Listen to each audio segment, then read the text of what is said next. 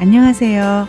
자유교회 이진우 목사가 보내드리는 아침 묵상입니다.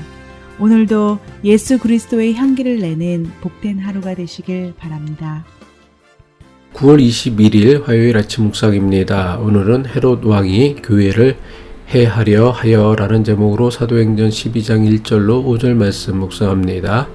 그때 헤롯 왕이 손을 들어 교회 중에서 몇 사람을 해하려 하여 요한의 형제 야고보를 칼로 죽이니 유대인들이 이 일을 기뻐하는 것을 보고 베드로도 잡으려 할새 때는 무교절 기간이라 잡음에 옥에 가두어 군인 내식인 네페에게 맡겨 지키고 6월절 후에 백성 앞에 끌어내고자 하더라. 이에 베드로는 옥에 갇혔고 교회는 그를 위하여 간절히 하나님께 기도하더라.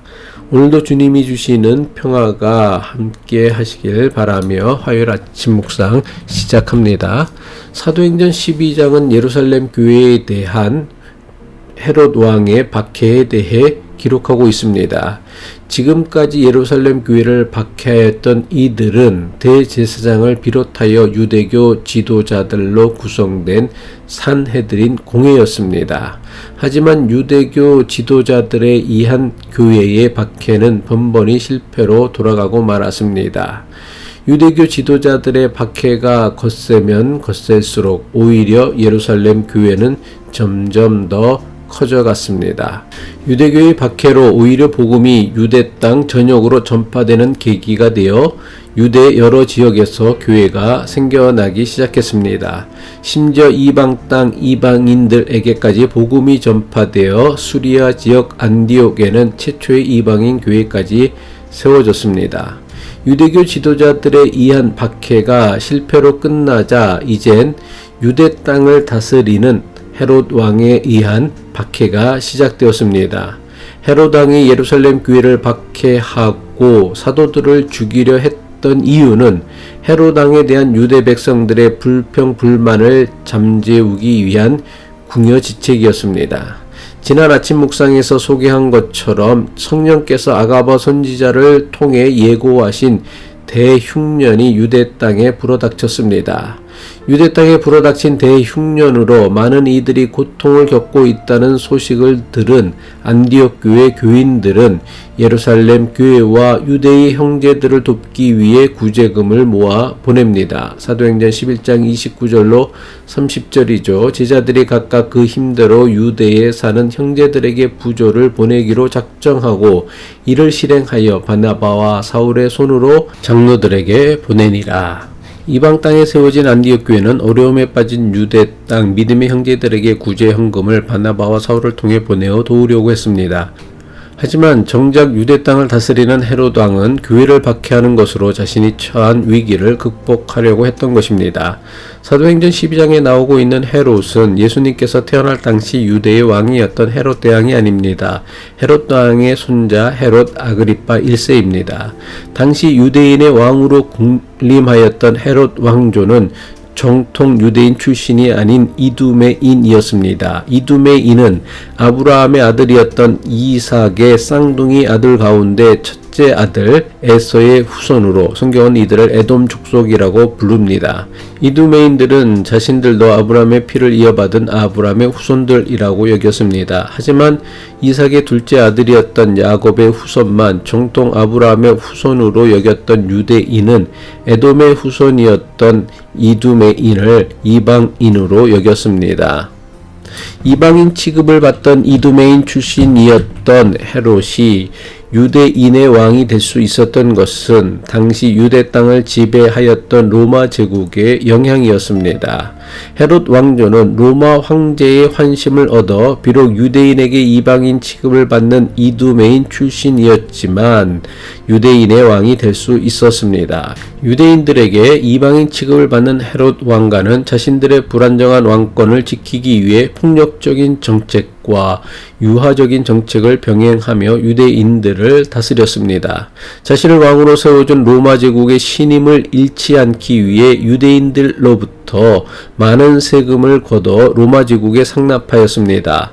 또한 자기 왕권에 대한 유대인들의 도전이나 저항에 대해서는 조금의 관용도 없는 폭력적인 방법으로 제압했습니다.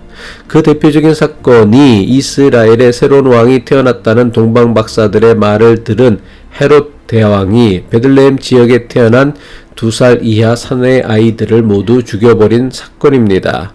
마태복음 2장 16절이죠. 이에 헤롯이 박사들에게 속은 줄 알고 심히 노하여 사람을 보내어 베들레헴과 그 모든 지경 안에 있는 사내 아이를 박사들에게 자세히 알아본 그때를 기준하여 2살부터 그 아래로 다 죽이니, 헤롯은 자신의 혈통이 유대인들이 인정하는 정통 혈통이 아니었기에 민란이 일어나 자신의 왕권을 빼앗길 것을 늘 두려워했습니다. 그래서 자신의 왕권에 대한 도전에 대해서는 일말의 관용도 허락하지 않는 강압적이고 폭력적인 통치를 펼쳤던 것입니다.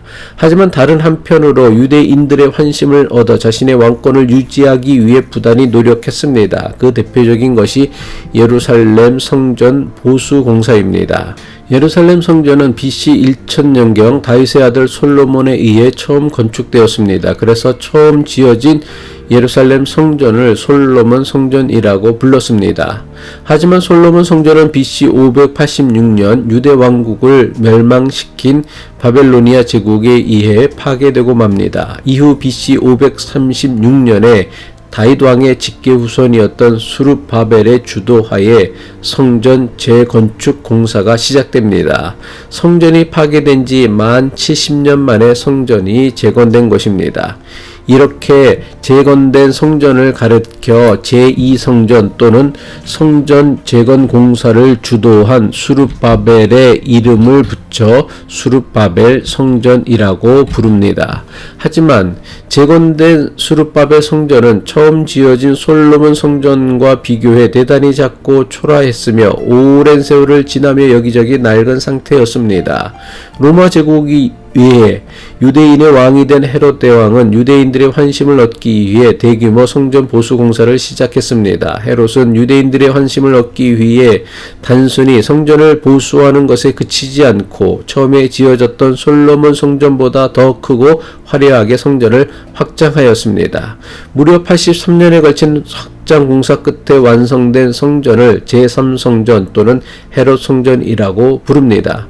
하지만 83년이라는 오랜 공사 끝에 완성된 헤롯 성전은 완공된 지 불과 7년 만에 로마 제국에 의해 완전히 초토화되고 말았습니다. 아무튼 헤롯 대왕이 이토록 엄청난 성전 확장 공사를 하게 된 것은 하나님에 대한 남다른 경외심과 믿음 때문이 아니었습니다. 그 이유는 오직 자신을 인정하지 않으려는 유대인들의 환심을 사기 위함이었습니다. 헤롯은 자신의 왕권을 지키기 위해 성전을 이용하고 하나님에 대한 유대인들의 신앙을 이용하려고 했던 것입니다. 이와 같은 역사적 배경을 이해하고 사도행전 12장의 말씀을 묵상하면 그 의미를 더욱더 쉽게 이해할 수 있을 것입니다.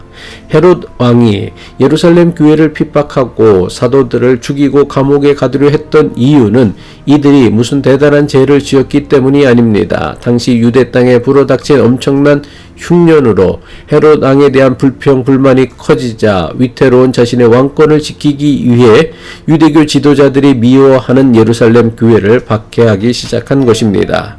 사도행전은 예루살렘 교회에 대한 헤롯 왕의 박해가 시작되는 것을 이렇게 기록하였습니다. 사도행전 12장 1절이죠. 그때에 헤롯 왕이 손을 들어 교회 중에서 몇 사람을 해하려 하여. 여기서 그때는 언제를 의미합니까? 안디옥 교회가 흉년으로 고통을 겪는 예루살렘 교회와 유대의 형제들을 돕기 위해 구제헌금을 모아 바나바와 사울에게 들려 보냈을 때였습니다. 이방인 교회가 흉년으로 고통을 겪는 예루살렘 교회와 유대 형제들을 돕기 위해 구제금을 보낼 때 정작 유대인을 다스리는 헤롯 왕은 교회에 대한 박해로 자신의 위기를 해결하려고 했던 것입니다. 기도하겠습니다. 하나님을 믿는다고 하는 우리의 믿음이 교회를 이용하고 교인들을 이용해 자신의 욕심을 채우는 수단으로 전락하지 않도록 날마다 자신의 욕심을 다스리며 순전한 마음으로 믿음을 지키는 사람이 되게 하옵소서. 예수 그리스도의 이름으로 기도합니다.